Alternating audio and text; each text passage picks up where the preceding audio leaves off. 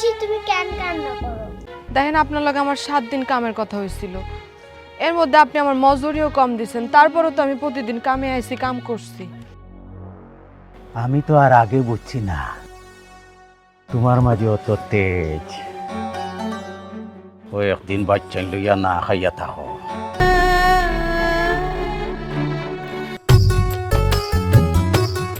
আসলে হয়েছে কি ভাইজান, দুইটা বাচ্চা নিয়ে একটা মাইয়া মানুষ চলা তো অনেক কষ্টের, বুঝেনি। এই যে এখানে 1000 টাকা আছে, আর বাকিটা আমি দিয়া দিব আপনারা, একটু সময় লাগবে। কন্ট্রাক্টর আমারে বাজে প্রস্তাব দিছিল, এই প্রস্তাবে আমি রাজি হই না দেখে আমারে কামের থেকে বাইর করে দিছে। আমার এই ছোট ছোট দুইটা মাইয়া লয়ে আমি কি করবো?